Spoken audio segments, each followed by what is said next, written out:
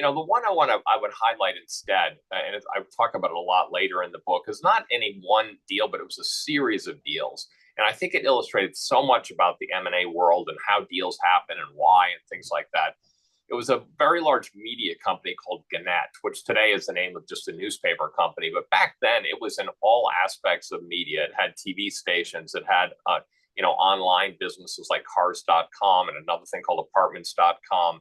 It had a thing called Career Builder, which is, an online sort of job search place. It had TV stations. I mean, and of course, it had the newspapers, including USA Today, which is a national one, and then lots and lots of regional ones. And I talk in the book about how M&A happens really for two reasons. One is either to get scale, to buy more companies and their synergy to just being bigger, and the other is to get more focused. That you don't want to be kind of all things to all people. And the media business, and this is just a great case study really of how things work in the American economy. I mean, that business also is ever evolving and very, very competitive, and things change over time. I mean, newspapers were an extraordinarily attractive business for a long time. Warren Buffett bought newspapers and in the course of his career, including Washington Post and also some smaller ones like up in Buffalo, New York. And so but that didn't stay that way. Suddenly, suddenly TV comes along, and then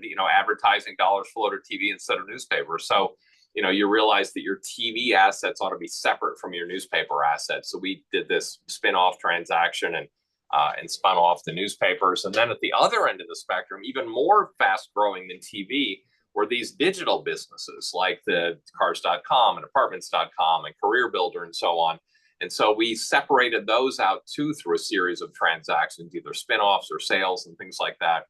And then what you had was these more focused companies, and the broadcast company, which was called Tegna, which is simply a rejiggering of the letters in Gannett, became kind of the main surviving company. It's one of the biggest TV broadcasting companies in America. And then okay, you got the focus through a whole series of transactions that happened over about a 10-year period. But then you also do want the scale, that other purpose of doing M&A. And so we did a whole series of transactions to add more TV stations to its portfolio. So that range of deals that literally happened over like a 10-year period, I felt like encapsulated like almost everything you need to know about the M&A business, which